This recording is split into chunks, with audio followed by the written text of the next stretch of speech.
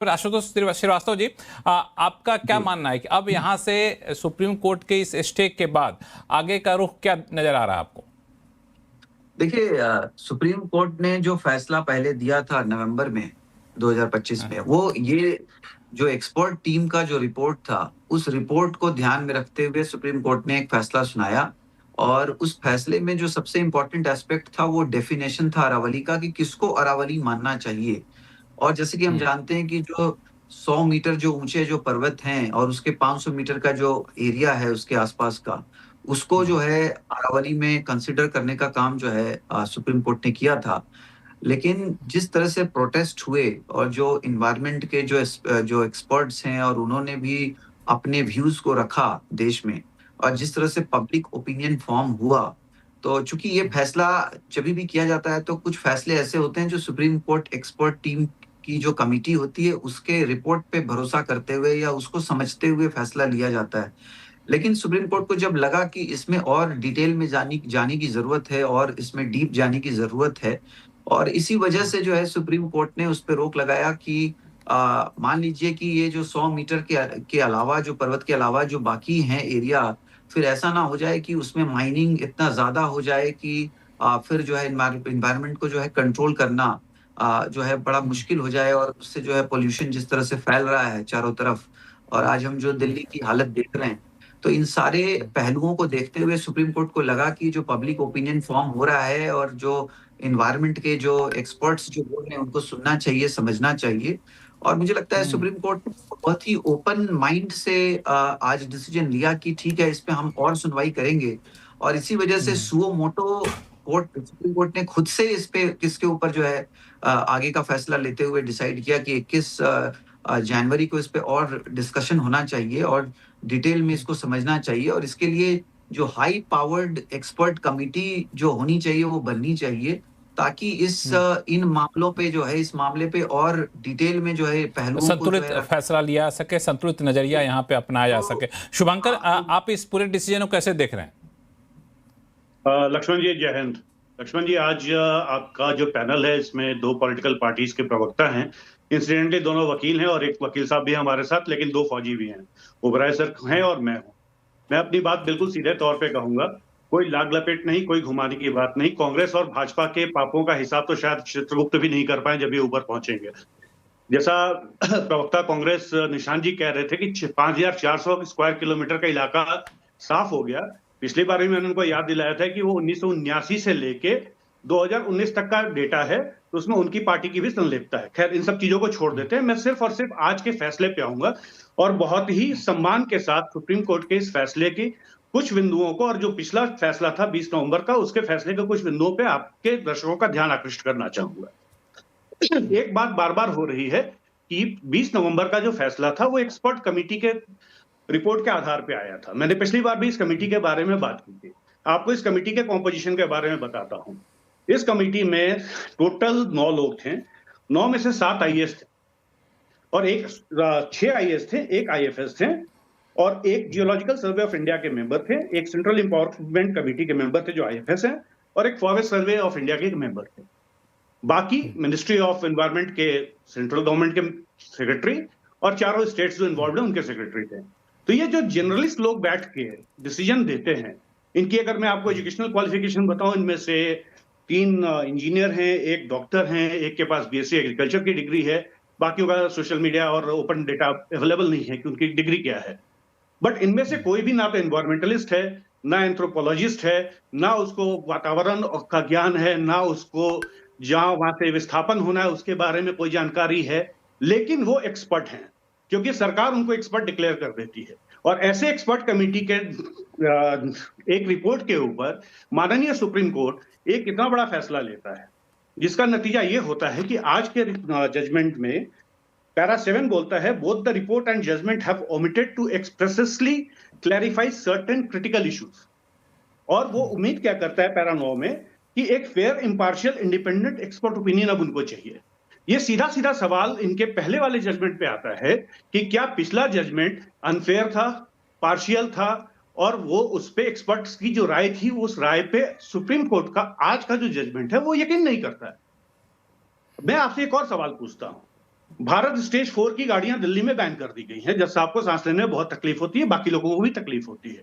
15 साल से पुरानी डीजल की गाड़ियां पूरी तरीके से बैन है। 10 साल से ज्यादा पुरानी 15 साल से ज्यादा पुरानी पेट्रोल की और 10 साल से ज्यादा पुरानी डीजल की गाड़ियां बैन है। क्यों नहीं अरावली में माइनिंग पे 100% बैन लगता है, सिवाय कुछ क्रिटिकल एरियाज को छोड़ के, जिसके बारे में बात की जा सकती है। जब आपको पता है, आप हर रिपोर्ट में बोलते हो कि अरावली आपका रक्षक है, अरावली आपको डिफॉरेस्टेशन से बचाता है। और तो मैं आपको एक मजेदार चीज बताता हूं, 20 मई 2025 को इसी मंत्रालय की एक रिपोर्ट आती है जिसपे माननीय भूपेंद्र यादव जी फॉरवर्ड लिखते हैं, और उस रिपोर्ट का जो सार है वो ये है कि अरावली की रक्षा करना, अरावली का ग्रीन फॉरेस्ट रिफॉरेस्टेशन करना बहुत जरूरी है, लेकिन काम बिल्कुल उसके उलट होता है। तो ये सारी चीजें ना सिर्फ सरकार की बल्कि न्यायालय की भी मंशा पे सवाल उठाती है, जो कि एक बहुत ही मतलब डिस्टर्बिंग ट्रेंड है, क्योंकि एक न्यायालय एक ऐसा मंच था जिसपे जनता को भरोसा था। बट ऐसे निर्णय जब आते हैं तो न्यायालय की भी मंशा पर सवालिया निशान खड़े होते हैं। सरकार तो शक के दायरे में है ही, और आज हम बीजेपी से सवाल इसलिए कर रहे हैं कि बीजेपी आज सत्ता में है, बट ऐसा नहीं कि कांग्रेस के राज में कुछ नहीं हुआ। कांग्रेस के राज में 33% फॉरेस्ट कवर था 1947 में, जब हमें आजादी मिली थी। आज घट के 3% आ गया। ऐसा थोड़ी है कि 2014 के बाद 3% हो गया।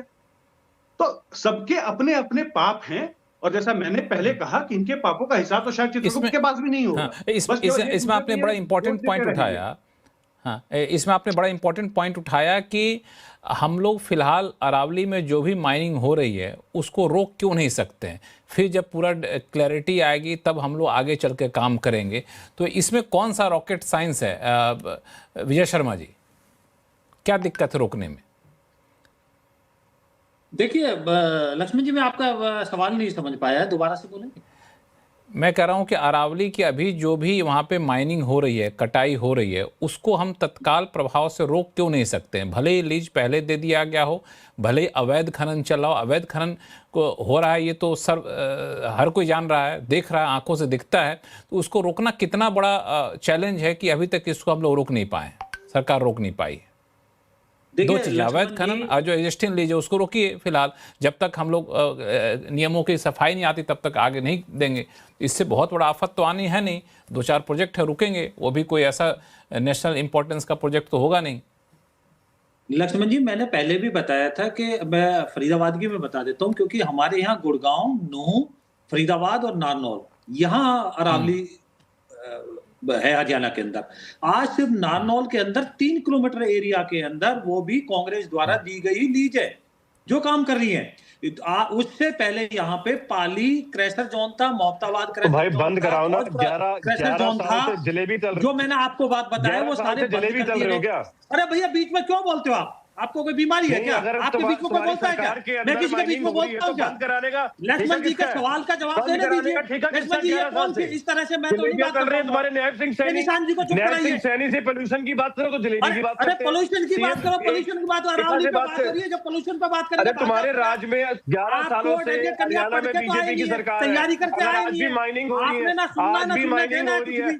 मोदी जी तैयारी करके अच्छी बात होती है, इतने अच्छे यहाँ पर पहले आए हुए हैं। निशान जी एक बार सुन लेते हैं, निशान जी एक बार सुन लेते हैं, निशान जी एक बार सुन लेते हैं। इंसान है, 11 साल से सरकार इनकी है। निशान जी आप बोलिएगा, निशान जी आप बोलिए, आपको बोलने का मौका मिलेगा। विजय शर्मा जी अपनी बात पूरी करिए। हाँ, मैं बताता हूँ, नूह डिस्ट्रिक्ट में एक डीएसपी था, वो इस तरह से इलीगल माइनिंग रोकने गया, उसके ऊपर ट्रक चढ़ा दिया गया था और वो कांग्रेस के द्वारा समर्थित था। तो फिर उसके बाद में हरियाणा सरकार ने एक मिनट विजय शर्मा जी, विजय शर्मा जी, आपका कहना है कि जो अभी हरियाणा में जो माइनिंग एक्टिविटी चल रही है उसकी लीज कांग्रेस के समय में दिया गया था, जो कुछ 3 किलोमीटर के एरिया बता रहे हैं। एमएलए थे उस टाइम के, जाकिर हुसैन का नाम लेकर, ठीक है, तो 91 से 96 के अंदर थे, उनको तावड़ू में दी गई थी। मैं नाम लेकर बोल रहा हूँ भाई, आप जाइए, आप पढ़ के आइए, के अंदर दी गई थी।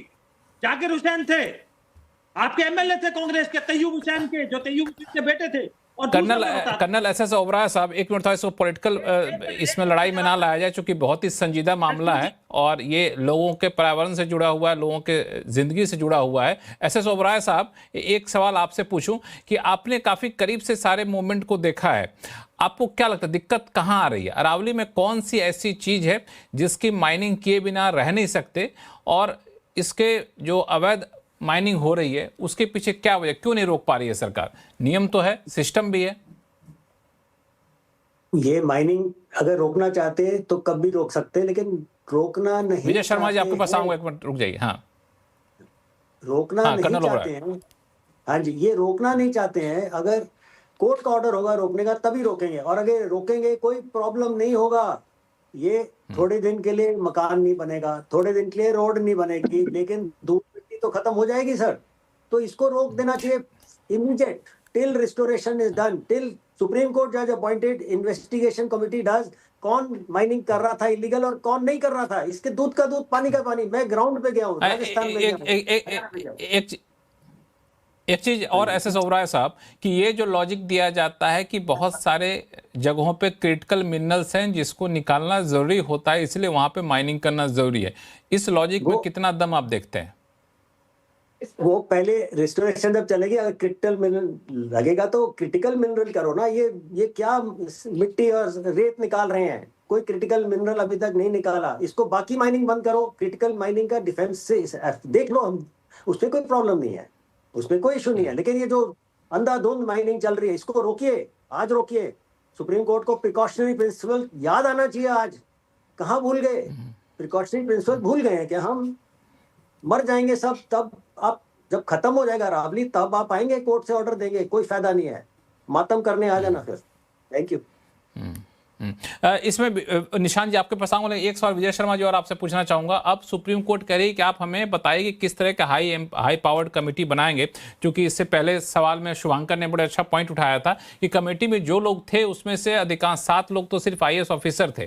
तो अब ये इस तरह के टेक्निकल कमेटी ना हो, जो एक्सपर्ट कमेटी हो वो यहाँ पर है, ताकि निष्पक्ष तरीके से अपनी सिफारिशें कर सके। इसकी संभावना कितनी रहती है? सरकार यहाँ पर कितना कॉपरेट करेगी? देखो लक्ष्मण जी, सबसे बड़ा यही मैं जवाब देना चाह रहा था शुभंकर जी की बात का, कि इन्होंने ये बात बोला था। अब आप मुझे बताइए, जो डिस्ट्रिक्ट होती है उसका एडमिनिस्ट्रेशन में कौन मालिक होता है? कौन मेन मुखिया होता है? डिप्टी कमिश्नर होता है, DM होता है।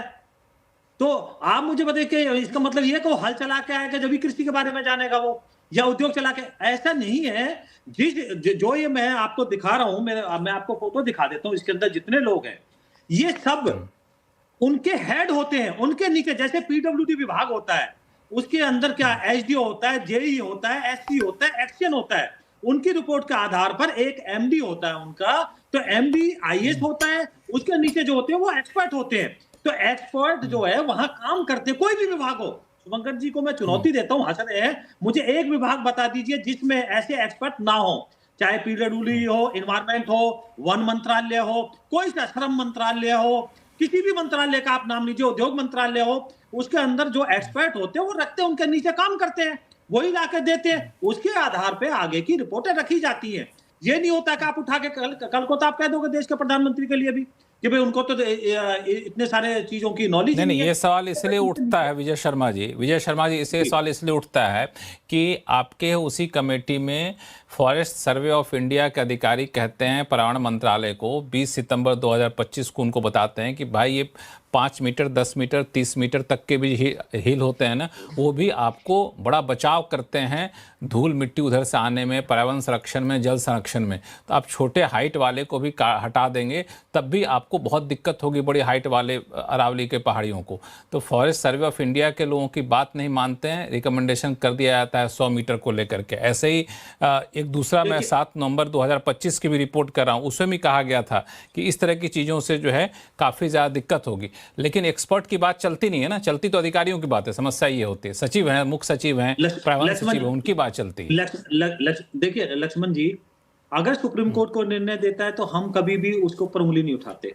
आपने देखा होगा हमारे तो होम मिनिस्टर साहब के खिलाफ भी आप तो विजय शर्मा, आप तो वकील हैं। सुप्रीम कोर्ट अपने हिसाब से तो अपने आधार पर तो निर्णय देता है। निर्णय देने के लिए आप फैक्ट फिगर को रखिएगा आगे, तब सुप्रीम कोर्ट उसके आधार पर निर्णय देगा।